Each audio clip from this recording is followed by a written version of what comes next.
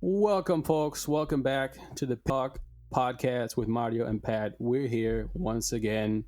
And after all the previews are already done, we figure that in the meantime, until we actually get a baseball season, if we do, we feel like we're in the position to kind of do a small little recap of everything that's actually gone down as far as the negotiations have gone, have gone through and all that. And we feel like we can really explain why this shit is hurting the sport, the consequences, how both sides look, how the sport looks. But before we can do all that, there's an obvious reality of some shit that's going on in the USA and around the world, and some to some extent. And since I'm all the way over here in Europe, and I'm not ready, I'm not really there. I'm gonna hand it over to my man Pat, and he can explain that shit to y'all. Really pay attention. So, in the wake of George Floyd's death via having a pig sitting on his neck with his knee, there's been riots and protests in all 50 states.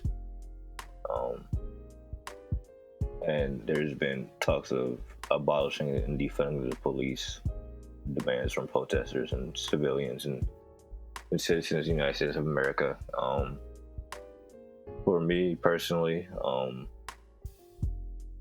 it's inspiring, but it's not enough. We're still on step one. I'm skeptical about there being some real lasting change, especially when you have celebrities and the establishment involved, how they are, and how capitalism is kind of wrapping its arms around the whole movement and using it in order to get sales and make money and things like that by throwing a few $1 million around to other corporations and stuff. This, you know how the typical process goes, but yeah. So I'm kind of being cynic in that sense, but at the same time, I also feel like we're losing movement or momentum, and it needs to be regained if we're gonna change things how they should and need to be changed. Yeah, I feel like we've been on a. Oh, go ahead. My bad. We've been on a hiatus just because we've had that going on amongst other things. We feel that talking about baseball is trivial when you have things like this going on and stuff. Plus stuff intersecting with our personal lives just has kept us away from the podcast. Yep. But at the same time, baseball could be a good distraction right now, but maintaining the balance and remaining vigilant and realizing what's going on and doing my part as an individual in order to make what I think should happen to the extent that I can as a just one individual person. That's all I could really do, and hold my friends accountable, make sure they're okay, and likewise. If you have people out here protesting, rioting, etc., or trying to make some shake in order for things to get better, check on them, support them. Just be a good friend or family member, etc. Or if you're out here with your peers protesting and wanting change, and do what you can to keep your folks together and hold them down and all that. So that's all I really have to say. I'm a little bit skeptical because of the reason what you just said, like celebrity involvement, big corporations getting involved. Just the whole timing of everything just seems fishy. But I'm never going to complain about people protesting and against the police, which are there to kill people and to put fear into people. So I can never go against that. Absolutely. I will never complain or be against police stations getting burnt down, but yeah, I mean, like, come on now. But the whole timing of this shit seems off. I kind of want people to also remember to not allow people, them, we know who we're talking about, not allow them to make you think like a victim and to act like a victim, empower yourself, because the point is, I mean, let's call it spade, fam. I'm not gonna, we're not gonna dwell into this like for a fucking hour, but let's call it spade. White folks are terrified of black folks. and jealous. Let's just call a spade a spade. So keep that in mind. If you're black, empower yourself. Like, you're the originator. Keep that in mind. And after that, it seems kind of trivial to actually go into baseball, but let's fucking do this. So, and drink some water. The state of baseball right now. So, in short, baseball is the only sport really of the major sports that didn't actually get to play a full regular season before, whole COVID shit just shut shit down. So baseball is in a bit of a tough position because of that, because they couldn't get the normal revenue through 75% of the regular season like, hockey and basketball did.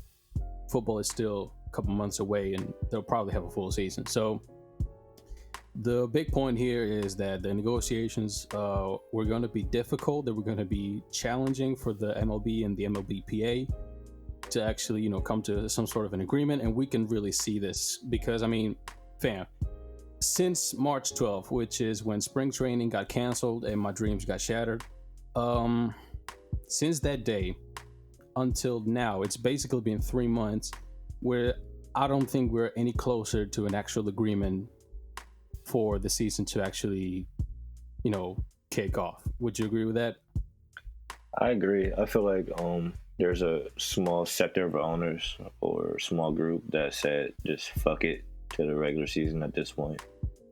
Mm-hmm. They're being cheap. They don't want to pay the players their money, and not only will a MLB season affect the 40-man, affect the major league roster and how you compose that, but you also have to keep extra players from your minor leagues and from the other depth of what will be your 40-man on demand too, just in case anything happens. Yeah, a lot of people lost their jobs. Yeah, a lot of people lost their jobs, and primarily the minor leaguers. You have minor leaguers filing for unemployment, and you have minor leaguers not getting paid by the teams they play for.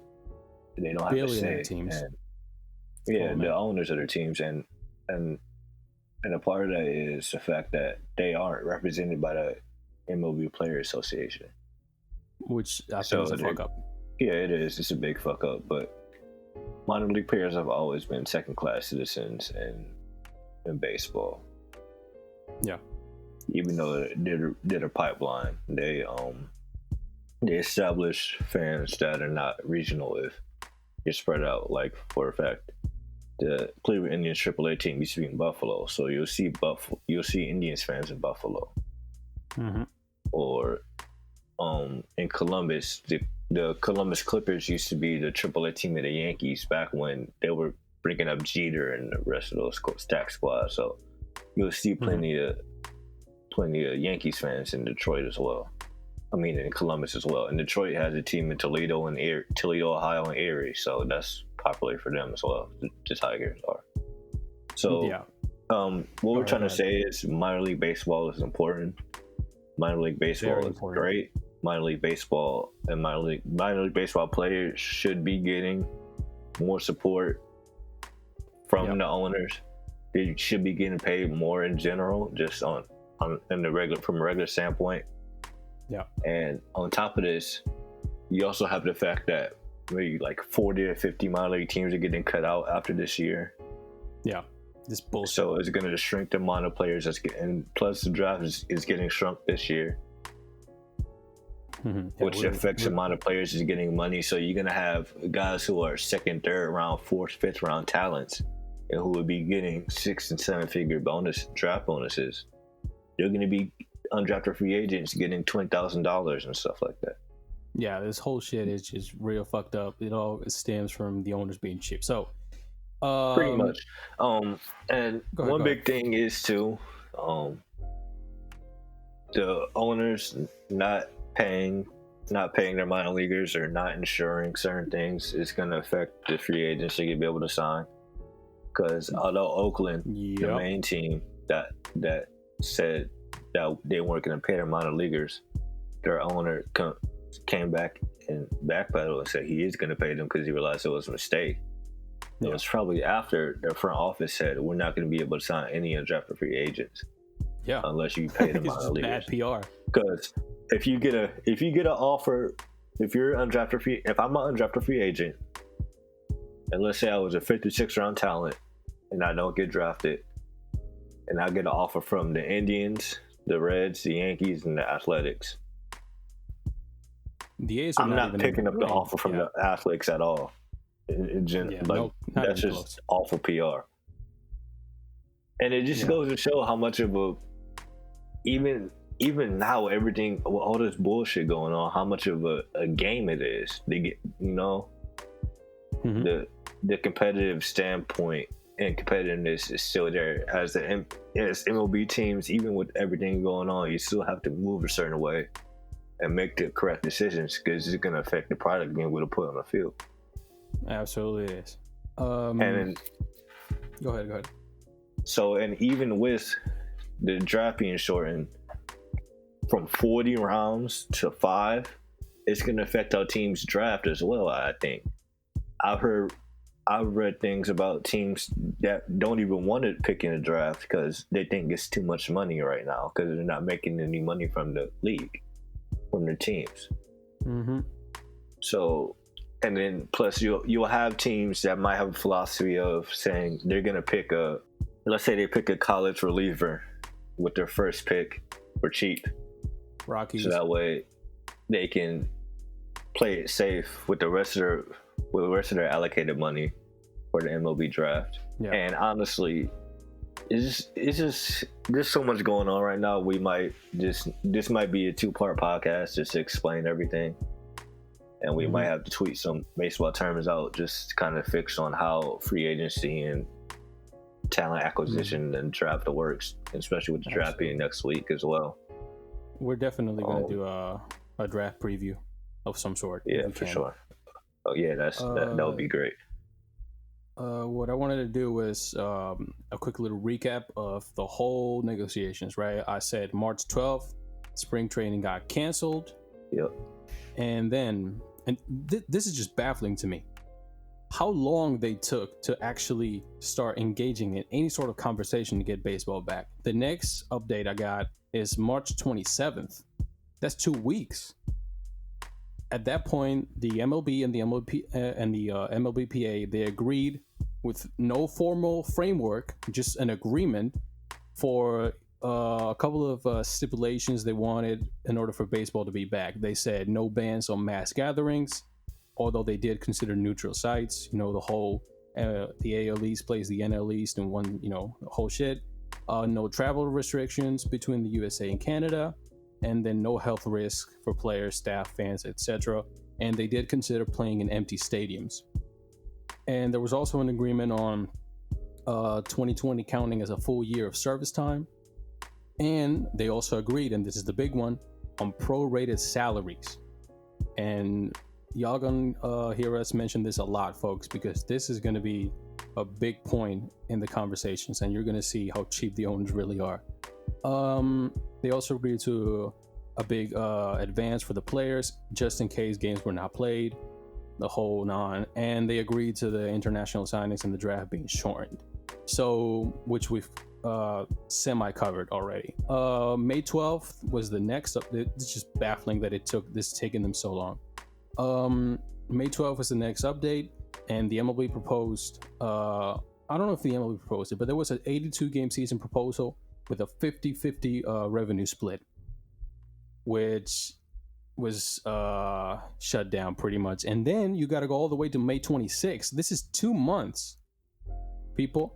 2 months after the first agreement. May 26th was the proposal of MLB, when MLB said the whole sliding scale of salary reductions, and that shit, Pat, that shit was just robbery. It was disrespectful. Absolutely. So just to give you guys an example of how the sliding scale works, Mike Trout is making like 36 million this year. I think so. I think around 36, 39. I can't remember which one, but basically he's getting paid a lot of money. And with the sliding scale, along with the 50-50 revenue split, Mike Trout will be making $9 million to play baseball. bullshit. And You cannot convince me that Mike Trout is not worth way more than $39 million. nobody. Come on, man. It's pathetic, especially when the MLB teams are still getting their TV revenue money. Mm-hmm.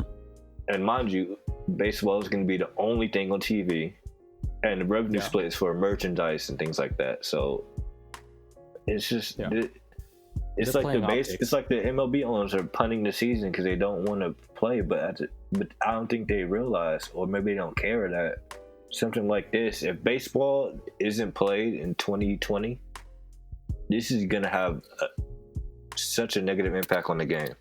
Yep. And the impact is MLB is already distant third between NFL and behind the NFL and basketball. Yeah. But this puts it in the same tier as the NHL, and no one cares about hockey to an extent. I know me and you do. We're hockey fans, but yeah, this is a time for baseball to capitalize.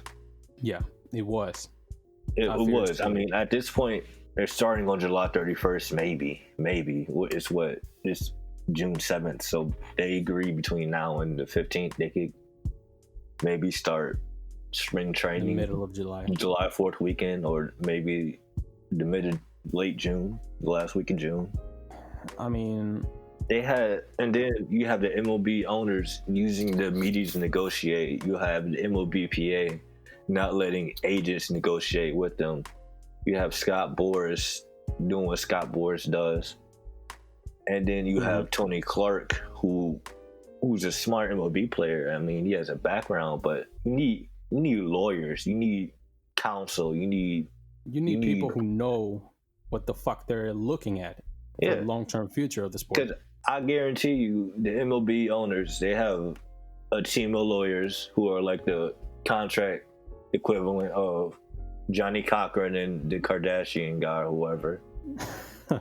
And they're probably digging in the MLBPA's ass right now. But honestly, the players want to play, and the fact that the players had that 100-player phone call where they kind of said they weren't going to back down, and the fact that they're willing to take this risk of COVID and everything going on right now to even expose themselves and their families to something like this, when they could just sit somewhere and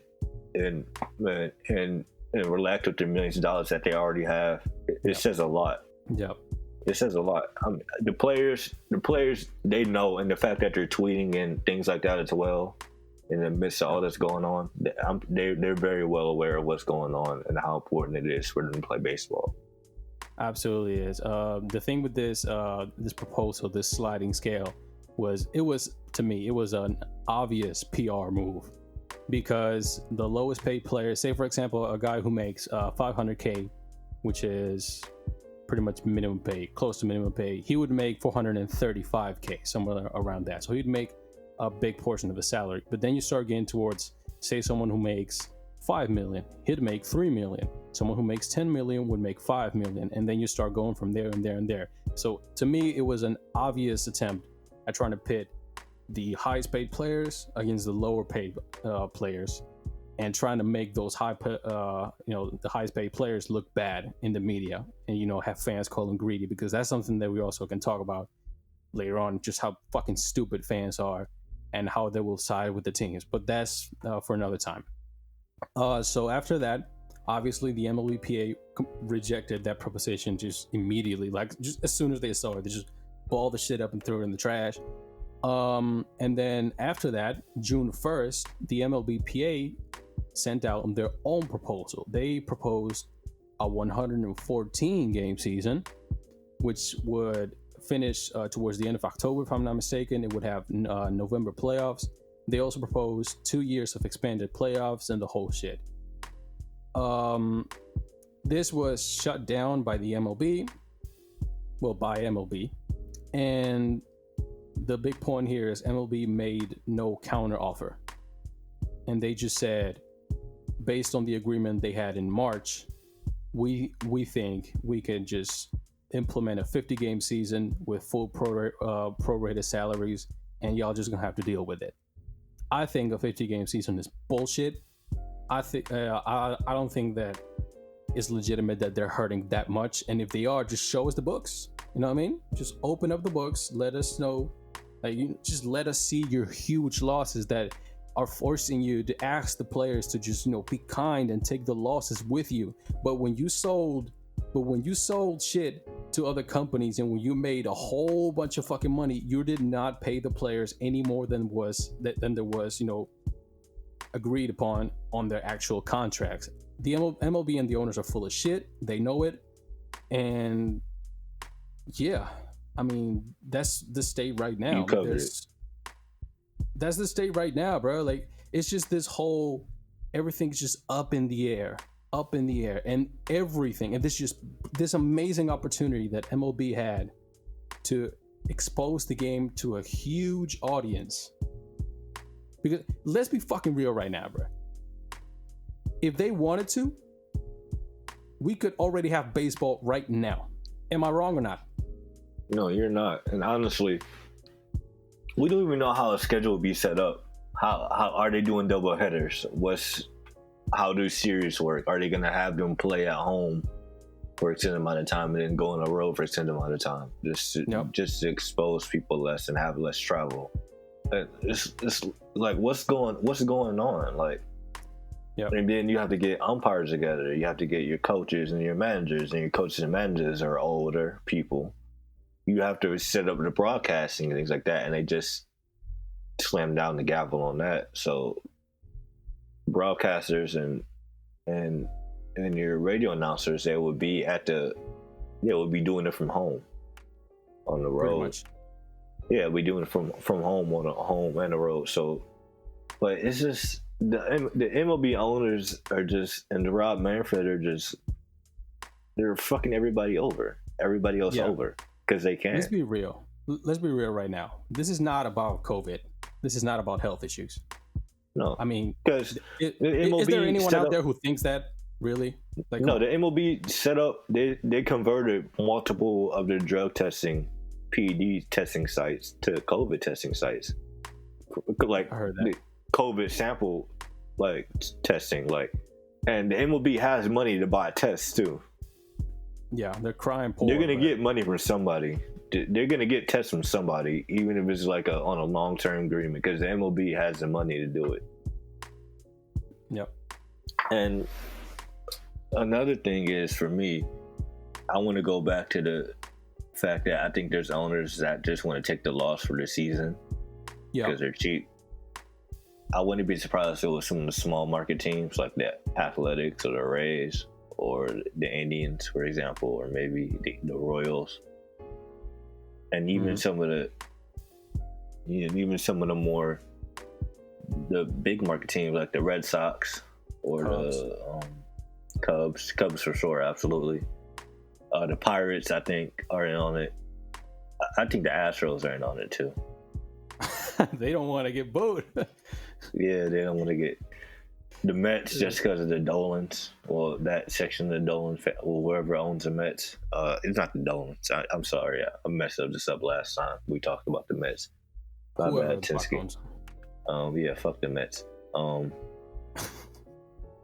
And just to show you guys how absurd a 50-game season is, the Nationals were ridiculous. The Nationals were 19-31 at the 50-game mark last year, and they won the World Series. It's fucking stupid. The Indians were 26-24 at the 50-game mark last season, and they wound up winning 93 games. 50 games is nothing to. It's nothing. It's nothing to kind of in a baseball just to figure out what a baseball team really is for that individual season. It's nothing. Exactly. And we've touched on this on previous podcasts, kind of small little explanations, but I think it's fair to do a full one right now. A lot of people complain that MLB season is too long, 162 games. Well, that's too much. Ain't nobody trying to see all that. Well, first of all, anyone who complains about that, he doesn't understand the sport, first and foremost. Second of all, you're not supposed to watch every fucking game with your eyes just glued to the fucking screen, right? No. But we're both just avid baseball fans. No fucking way I'm watching a regular season baseball game just sitting in front of the screen right there, 3 hours. Unless it's my team or it's a great matchup. Yeah, unless it's just like an incredible matchup, then then I can stay right there. But I'll still just look around, do other shit. Regular season baseball games, unless like Pat said, it's a great matchup with some shit. You put them on, you keep them on, you look at them when it's a good situation. Runners in scoring position, 2 out. That's an at bat you want to see. But you just sit there watching the screen for fucking 4 hours. You just don't do that. So the 162 game season, that is a baseball tradition that is going to stay, I hope, and that should stay because it's pretty much what Pat said. The Nats were 19-31, bruh. These were the World Series champs, and 162 games helps separate the good teams from the mediocre teams. It provides context. Yes, it absolutely does. All right. So one other thing we want to say is that think about this. Think about what the MLB has the opportunity to do this season. 82 game season. Let's just throw it out there as that's probably what's going to happen if it does happen. Somewhere around 70 to 90 games at least. If they reach 100 or like 100 to 110, I'll be shocked, honestly. Even though they could jam it in there because they've been thinking about extending the season to November since they shut down spring training. So let's put this out there. You have a four game header on ESPN every day for MLB. Nothing. That's what will happen. Either that is going to be either that or basketball. And we all know the networks are going to get that basketball and baseball money during the summer, especially since the NBA is going to pretty much be in the playoffs right out the gate. Yep. It's going to be ridiculous, and they're going to get the MLB playoff money in November. They can't miss on that because even casual sports fans watch playoff baseball. So think about this: you got 4 baseball games a day, maybe or 3 or maybe 4, 2 for one division, 1 for other division, and 1 for the other division. Because it's going to be MLB East, MLB Central, MLB West. We know it already. You showcase stars. So, you showcase your stars, and think about this. There's going to be this. You're going to have the Yankees versus the Braves one game. You're going to have the Indians versus the Cardinals. You're going to have the Cubs versus the Twins. And you're going to have the Angels playing the Dodgers. Or the Dodgers playing the Athletics. Or the Dodgers playing the Astros. Just to hype that matchup back up again. Think about that. Yeah. Or think about that. Think about the Angels versus the Dodgers. You have Mike Trout versus Cody Bellinger and Mookie Betts. Mike Trout and Anthony Rendon. I mean, Mike Trout by itself is amazing, but just think about what the MLB has the possibility to do with just getting more eyes on baseball itself. Yep, absolutely. That's the because you're going to be playing way more games than the NBA is. Because the NBA is pretty much 8 games away from the playoffs already, and it's going to be a larger tournament. But at the same time, it's going to go quick. Yeah, and MLB is going to have. If it starts towards the early part of July, sorry to cut you off, it is going to have the entirety of July, the entirety of September to it. September, October, August, September, October. It's going to have all 4 months. And November. It's going to have all 4 months. You telling me you don't want that, MLB? Fuck out of here. And you have, NFL starts in September, late September, early October? That window is just too big for them to waste. It's too big. Baseball should have been on already. We've talked about this because honestly, they should be in spring. They should be starting spring training this last week, maybe. And they're going to be doing spring training in our home ballparks too. Like, come on now. It's fucking unbelievable to me because everything about this screams. I'm only concerned with the bottom line for this year. Correct? Yeah, it does. It does, and it's going to be expanded playoffs. Yeah, man, it's going to be random as fuck. Baseball is already random. You're going to get even more randomness. It's going to be more appealing to the average fan. The one thing that does you're going to get more good teams that don't have a full season to compete in the playoffs. The one thing that does concern me in some ways is if there's an 81 game season this year and people like it, I would not put it past Manfred to go ahead and say, you know what, we're going to shorten up the season. Because people have low attention spans, He'd probably have to do it after the CBA next year because he still has to deal with that. Probably. That's another thing that adds to the whole and shit. that's another big thing I think is impacting right now.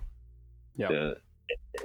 Honestly, Tony Clark needs to get his shit together because he's been letting the MLBPA get fucked over the last two CBAs, and honestly, they need to get this 2021 CBA so badly because there's just too many good free agents coming out in 2021 and 2022. Yeah. Just look at the shortstop in 2021 by itself. You have Trevor Story, Francisco Lindor, Javi Baez, Andrelton Simmons, Carlos Correa, and Marcus Semien. That sounds pretty ridiculous right there. That's probably the best free agent shortstop class ever. I don't think it's probably, dog. It's not even probably. It is. You have Francisco Lindor, Javi Baez, Trevor Story, who are probably the three best two-way shortstops, and you have Andrelton Simmons, who is this generation's Ozzie Smith, and who is probably going to go to the Hall of Fame if he has a chance to rack up some more Gold Gloves. And then you have Marcus Semien, who is really talented and just broke out. Yeah, it's just all these players, folks. Well, not Andrelton Simmons, but like the headliners are all MVP type players. They're all on Hall of Fame tracks too. Players. Yeah, absolutely, they are. They really need that CBA to get it done, to get that shit working, because the whole service time is just bullshit. Yeah, it is, and just the way it's structured, the arbitration thing, I like to an extent. Yeah, I don't mind that.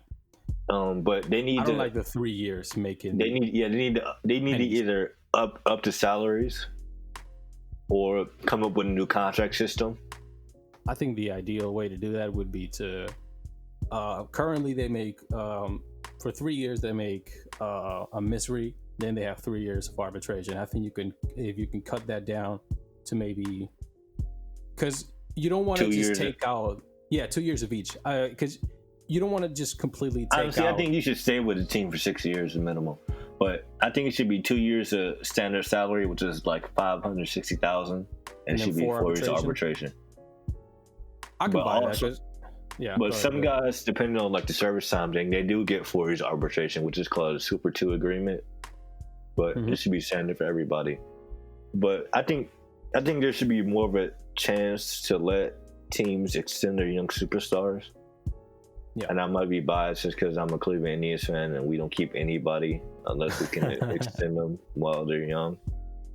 I love Francisco Lindor, and he turned down 7 years, $150 million. Yeah, but the whole thing is you got to balance, rewarding teams for drafting and developing well, but you got to balance that with paying these players right, because then you get a contract like Ozzie Albies, for example, and that's highway robbery. Even the Ronald Acuna Jr. contract is highway robbery. It's like what, 10 years, 110 years, 100 million. I think it's 8 years.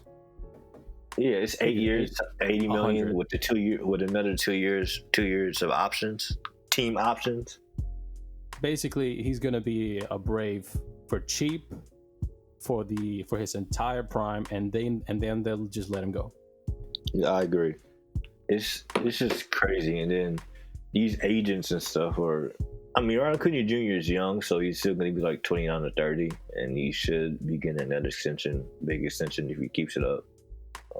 But it's just, I don't know. It's a mess. It's a mess. That kind of goes into the draft, and we're going to do a draft preview and we'll talk about, what each team needs to do in this whole situation. But what you said before was completely right. The fact that there's 6-round talent that's going to sign for 20K is ridiculous, and it's just going to exacerbate them making league minimum over the first 3 years. So, I mean, this whole shit just fucking sucks for the players, because I can't believe fans are actually shitting on the players. Well, I can believe it, but it's sad. Does it surprise you at all? With the fans taking the side of the owners is kind of expected, especially with baseball. Baseball is kind of always, like the old white guys, per se. Yeah, definitely. You know what I'm talking about. To get off my lawn type of guys. They've always kind of, don't bat flip. Don't wear chains. Tuck your chains in. Like it's a Griselda song. Tuck your chains in when you're on the field. Yeah. It's just, The anti-player culture is bad, especially in baseball, because baseball owners are grimy. Historically, they have been and always will be. Just and baseball has had the most strikes too, which kind of shows the players union how well connected they are. Yeah, and while it's a stronger union than in other sports. Yeah, except for probably basketball. Even though with basketball, there's so much money, the NBA players are gonna get paid either way. Yeah. And with basketball, the structure of the sport is so much different than baseball, just kind of based on how service time and things like that works. Yeah, it's not even close to the same. Yeah, it's not even close. But honestly, if people should be giving MLB and NFL owners a very hard time with just the amount of revenue they make and things like that and how cheap they are. Yep. And they still haven't shown us their big losses that they claim they have. I agree. And the whole anti-player thing that's kind of the sentiment in the MLB reflects the whole capitalism thing the United States has, where working class people love defending wealthy in the ruling class, upper class, however you want to put it, for some odd reason. Yeah. Because they're indoctrinated, they don't understand economics, they don't care to look, they just look at the surface level stuff and things like that. And while I get it, we're defending multimillionaires, aka the athletes, who are getting millions of dollars to play a game, to play a sport for the most of their lives. And it could be worse. They could be one of us who have to get up for work every day and probably do something they don't want to do. They've earned that value. They earned that just with their ability. Just to even get to the major leagues by itself, it changes your whole pay scale for the rest of your career. Mm-hmm. And even if you play 10 years in the MLB, you get pension. You get a pension. And I don't think when people say, "Oh, look at this Giancarlo Stanton contract. Look at this Mookie Betts contract," it's not like the NBA where everybody's getting paid and things like that. You are not getting $300 million unless you're that good. Yeah, franchise. And it's not like, and even in basketball, everybody isn't going to get a super max. You even have to qualify to get a super max. But just to show the constructual, how the NBA is different from the MLB, Timothy Mozgov got 4 years, $64 million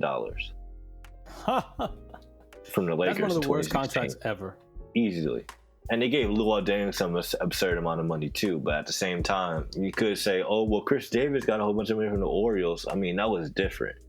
And he was good. He was already in MLB for like 8 years. And he had, 2 really great seasons when he was the best slugger in baseball. Yeah. Like those 2 seasons where he was just putting up like 40, high 40s, low 50s home run, around there amount of home runs per year. At a time when offense was down. Yeah, at a time when offense was down, and him and Manny Machado and Mark Trumbo and Jonathan Scope were kind of the core of the Orioles team along with Adam Jones. Yeah. It's just, I don't think people understand the economics of baseball and economics in general, which is why people always talk about baseball money because they see the A-Rod contract. Oh my God, it's all guaranteed. The Mike Trout contract. People don't really get just how long it takes to even get to the position to get a free agent deal. Exactly. The journey through the minors, brutal. Like, you see some phenom prospects, they sign for $5, $6, $7 million. A lot of players don't sign for that much, people. Like, a lot of players don't sign for a whole lot, and then they make pennies on the dollar in the minor leagues. Then they play their best years, not making shit, and then because the teams play service games with their young prospects, then they end up being free agents at age 30, and teams know that they'll fall off in the second half of their 30s, so they don't pay them as much.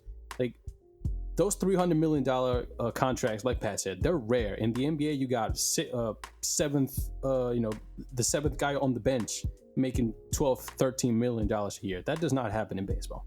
So no, absolutely not. Absolutely not. Not, you put it perfectly. The seventh guy your seventh man in basketball is making $12 million if he's a high level seventh man player. Yeah. 6 man in making baseball, $15 your million best a year. relievers are, even in baseball, your elite relievers are making 9 million, 10 million at best. Yeah, and that's elite relievers, people. That's elite. That's a Aroldis Chapman money right there, folks. That's Brian Shaw money right there, folks. Man, fuck you for that. That's man. Wade Davis money right there. Yeah, that Holy is. That's shit. That's Trevor Hoffman money. Yeah. It's not common. It's not common at all. It's not. It isn't. And the whole thing just kind of circles back to how indoctrinated people are when they observe the elite class in the United States of America. And that's what I'm gonna say. I'm not gonna get into my proletariat rant on this podcast because I don't want to.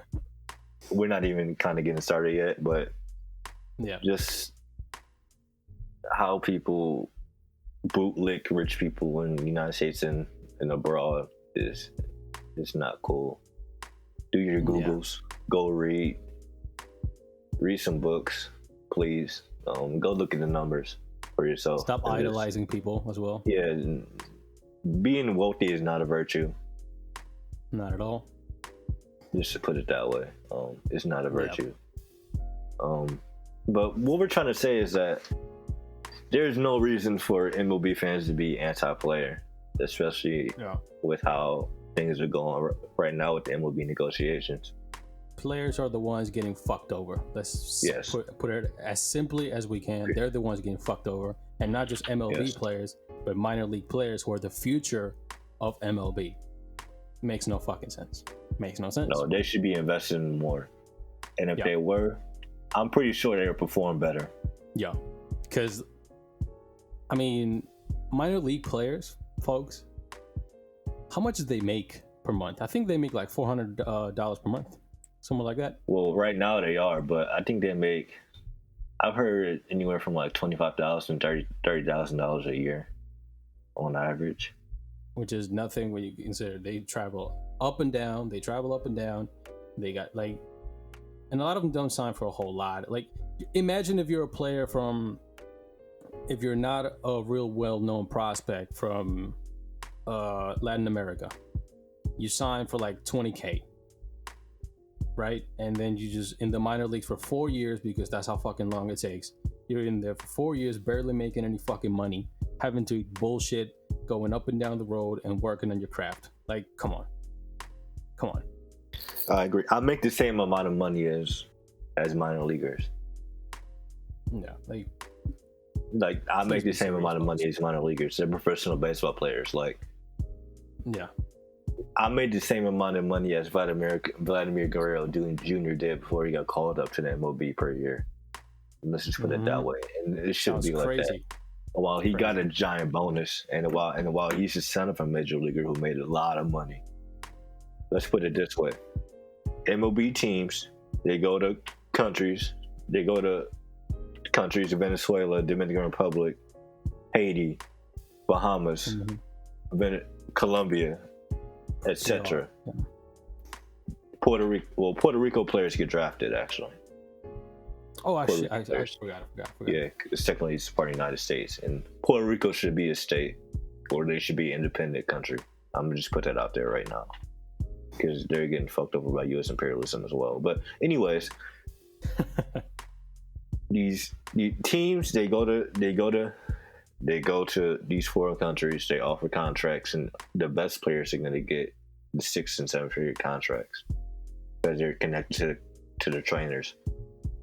And let me just put it this way: when Jose Ramirez, a two-time top three MVP finisher in the American League in the last 4 years, I think, 3 years, when he signed for $50,000, and then he was in the minors until he was 20 years. He signed at the age of 16 for $50,000, and then he was in the minors until he was 20. 4 years. And then he was up and down for a little bit after that. And then he signed a contract for 5 years, $25 million. Which is that's basically the Cleveland Indians ownership just going up to Jose Ramirez. and just pretty stealing much from his pocket. That's pretty much that. Yeah, Jose Ramirez should be a $25 to $30 million player easily. Now I'll admit that as an Indians fan, he should be. That's what he's worth. That's what he should be getting paid. And now he's locked up until at least 30 on a pennies on the dollar. Yeah, and it depends on the type of player and how you will age. If you're a catcher, yes, or a first baseman, you have a rough road ahead of you. So yes, yeah, that's basically the point, people. I feel like we're just talking about a whole bunch of different shit, but it all kind of goes back to the same point, really. Players are the ones getting fucked over here. MLB is enabling MLB owners to be cheap and to delay the shit, because a lot of them, like Pat has said before, a lot of them probably don't even want a season because they don't want to pay players, and they'll take less losses supposedly if they don't have a season than if they do. The problem is that doesn't look towards the future of the sport, because if you ask me right now, as a final point, right? So we don't just keep rambling on about shit. Would you agree with me that baseball right now is closer to hockey in terms of a cult-like sport than basketball and football in terms of big mainstream sports? Would you agree with me with that? I agree. And that's the future as well. If they fuck this up, baseball is going to keep sliding down. Basketball has already surpassed it, I think, in terms of popularity. Football, of course, is not even close. And while baseball has been doing better in recent years of gaining popularity and gaining more participants in the sport in high school and college levels and the little league levels and amateur ranks in general, they're still teetering on the edge regardless. The danger is close. Yeah. And while we've seen in recent years, we've seen more 5-star football recruits who are also football players who want to play baseball, and you have guys like Will Benson, who signed with the Indians in 2016, turned down a walk-on offer at Duke University to play basketball in order to be a first-round draft pick out of high school. The possibility of that happening for other players gets slimmer if they fuck this up, a lot slimmer. The amount of young talent, and the amount of young black talent, I should say, entering baseball at this point from all over the diaspora, hasn't been seen since the 70s and 80s, in my opinion. Ronald Acuna Jr., Francisco Lindor, Jose Ramirez, Tim Anderson, Marcus Semien, Yordan Alvarez, Stroman, Ozzy Albies, is Vladimir Guerrero Jr. When's the last time this happened? This amount of elite black talent hasn't been seen. Young elite black talent hasn't been seen in baseball since the 90s, when you had Ken Griffey Jr., Kenny Lofton, Derek Jeter, Barry Bonds, Barry Larkin. Although he was old then, never mind. But what we're trying to say is, baseball is at an important crossroads right now. It's make it or break it. Either they get their shit together or they fuck this up. Baseball hemorrhages a shit ton of money, and the sport gets worse. Yeah, I think and the sport doesn't have as many fans. I think that baseball will always survive to a certain point, because the sport is such a tradition that I don't think it will ever truly die. But the point here is, they're really wasting the potential of their product. They're not investing in their product. They don't realize what they have in their hands. The station should have already started. Honestly, they're just delaying the whole shit over money, because they're greedy fucking billionaires who just want to look at the bottom line. This is gonna hurt baseball massively if the season somehow doesn't actually go down. So, I mean, I really don't have anything else to say, people. I mean, do you have like right now, if I were to ask you right now, do you think that they will reach an agreement and play a regular season? Just for me being optimistic and having having intense baseball withdrawals right now, I think they do have a season. There's going to be 82 games. it's going to be like a 75-25 revenue split towards the players. And it's going to be prorated salaries as well. So they're going to be making like 75% of what they will be making, or maybe like 67% of what they'll be making. Because the MLB owners are going to want the players to compromise and not make their full salaries either way, and even including the prorated salaries, because they're fucking cheap bastards. But the possibility where the MLB doesn't play season is very, very, very, very, very, very real. Let's be honest. The owners don't care. They're that cutthroat. They'll fuck all this shit over just to protect their bottom lines for this individual season. And they can still sell and make a profit if the shit goes down anyway. I agree. And then they can still play cheap for the draft and still cut out the extra 40 minor league teams that they're gonna cut out, and mess up the draft for next year too. And it's just the MLB owners have the capacity to do that. How do you think they became billionaires in the first place? Yeah, but no shame. This was kind of a negative tone podcast, I should say, or maybe realistically tone podcast. It wasn't really negative. It was realistic. Yeah, we were pretty objective. I think we expect baseball. We think the owners and the players, it's going to be last minute. I think it's going to go down to the wire for sure, just because that's how things go. I think that I want to, like you, I sort of want to be optimistic, just to close this out, right? So I sort of want to be optimistic like you, and I think that the potential benefit to having baseball is too huge for even baseball owners and MLB not to realize that they have to take advantage of this opportunity. Right. They'll delay it, like you said, because that's what the fuck they're doing. They're idiots.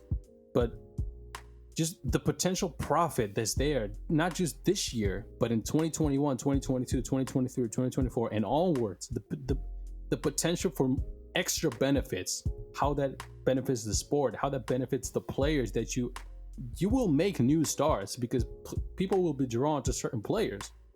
You will increase certain players' stardom. Like, just there's nothing but benefits to baseball coming back as soon as possible. I think that because there's so many benefits, eventually they're gonna come back. To be honest with you, I would not be surprised if they went and say, you know what, we're gonna come back on July 4th because America. I think that's pretty. I think that's likely, honestly. Yeah, I agree. So that's really all. You got something else? Yeah. That's all we really have to say, you guys. We appreciate you guys listening and giving us support. This has really been a crazy time to be alive right now, and there's just so much changing right now. There's no normalcy won't exist. It's just gonna be a whole bunch of adjustments from this point forward. So honestly, I hope everybody stays safe and healthy. I hope you and your people stay safe and healthy, wherever you are in the world listening. Peace to all my black folks listening. I love you guys. You mean a lot to me. It's just, I don't know. It's just so much going on right now. I feel like everybody's kind of just scrambling. Even the guys even the people who kind of who are steady. You know what I mean. You know what I'm implying. But anyways. Yeah. That's it. We're happy. This was a Pinch Talk podcast. Yeah. And that's it. Remember to check out the Twitter account, the YouTube channel. Shit will always be down below in the description. Remember timestamps for the whole shit will be down below. We should record a draft preview soon. Hopefully, we should also record the big announcement that baseball is coming back at some point.